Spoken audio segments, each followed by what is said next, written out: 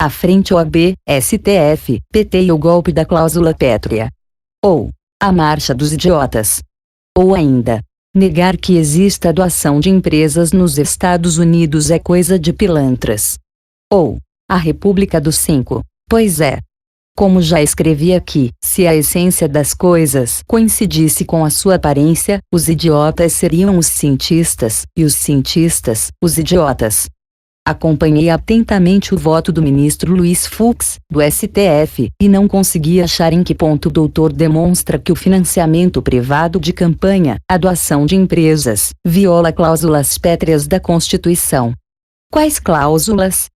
Que direitos fundamentais ou que valores essenciais sobre os quais se assentam a Constituição e a República estariam sendo feridos de morte? As cláusulas pétreas, e não adianta o leitor tentar encontrá-las em algum artigo ou parágrafo porque se trata, vamos dizer assim, de um espírito, estão virando uma espécie de caminho do golpe constitucional. Quando uma maioria do STF decide que já é hora de legislar, então basta evocar as ditas cujas e pronto. A partir daí, tudo é possível.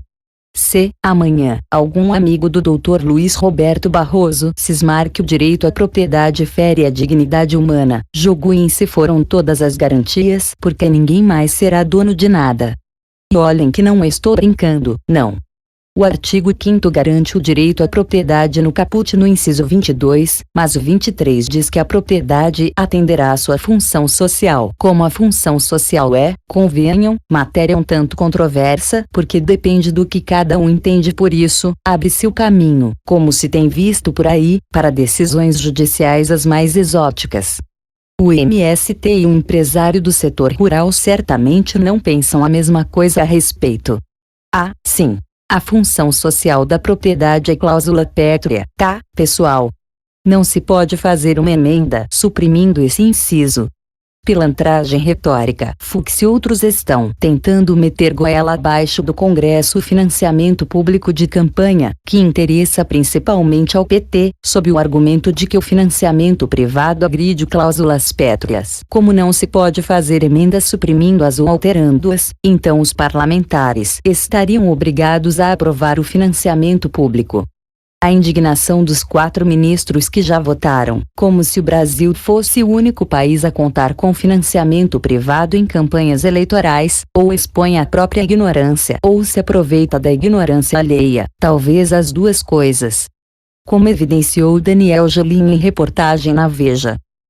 O financiamento privado de campanha é padrão no mundo democrático, não exceção. Afirmar, como tenho lido aqui e ali, que não há dinheiro de empresas na eleição americana é coisa de vigaristas. Para começo de conversa, as regras da disputa são muito diferentes.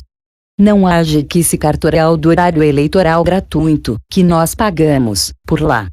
Os partidos compram tempo na TV. Empresas financiam think tanks que se encarregam de divulgar teses, palavras de ordem e pontos de vista identificados com este ou aquele candidatos. São os chamados PACs, comitês cívicos.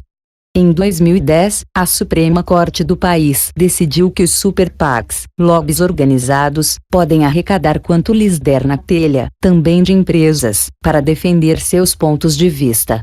Mas o candidato pode usar o próprio dinheiro para fazer campanha, o que Fux também quer proibir por aqui. Vale dizer, o sistema brasileiro, ao menos o que está na lei, é mais transparente do que o americano. De fato, naquele país, uma empresa não pode doar a um partido ou a um sindicato, mas os PACs, na prática, fazem isso, só que de modo oblíquo. Ora, o desvio, no Brasil, está no caixa 2, não nas doações devidamente registradas. Se acontecer o que querem Luiz Fux, Dias Toffoli, Joaquim Barbosa e Luiz Roberto Barroso, por enquanto, aí o desvio será a norma. Volto ao eixo. Mas volto ao eixo deste texto. Evocar a cláusula pétrea tem sido o caminho para o Supremo legislar em lugar do Congresso. E notem, não é que 11 indivíduos possam substituir o Congresso, não. Bastam 5. 5? Sim, para uma ação direita de inconstitucionalidade, a de ser votada, é preciso que pelo menos 8 ministros participem da sessão, nesse caso, bastam 5 para formar a maioria.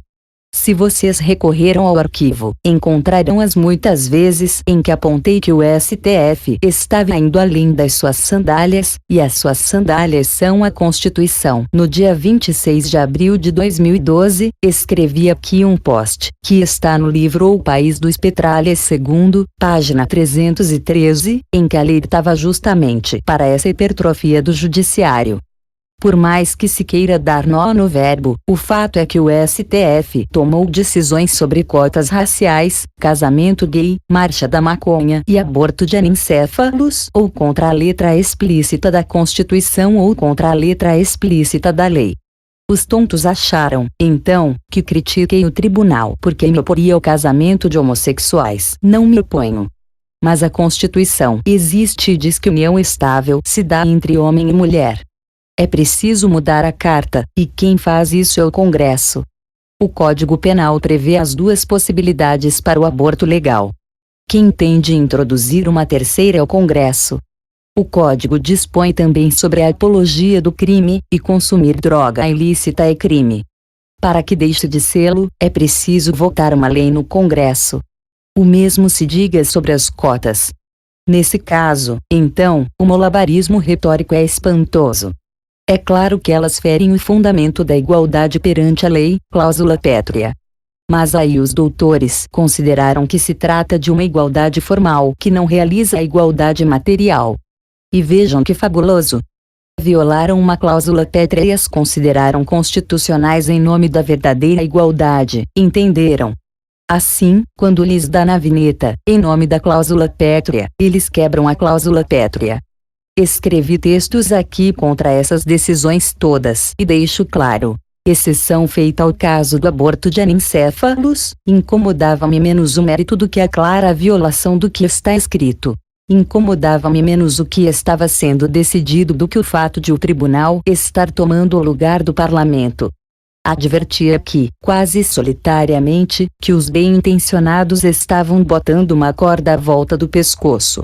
Eis aí, desta feita, evocando cláusulas pétreas, ministros querem proibir o financiamento privado, impor o financiamento público, ajudar a bater ainda mais a carteira dos brasileiros, elevar brutalmente o caixa 2 de campanha e dar uma forcinha extra ao PT.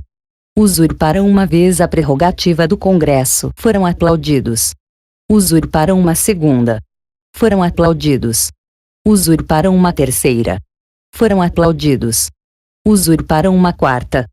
Foram aplaudidos. Ficaram viciados. Querem mais. E agora concluo, e notem que os ousados estão perdendo mesmo a cerimônia. A ADI que chegou com a assinatura da OAB, insisto, tem as digitais de Luiz Roberto Barroso.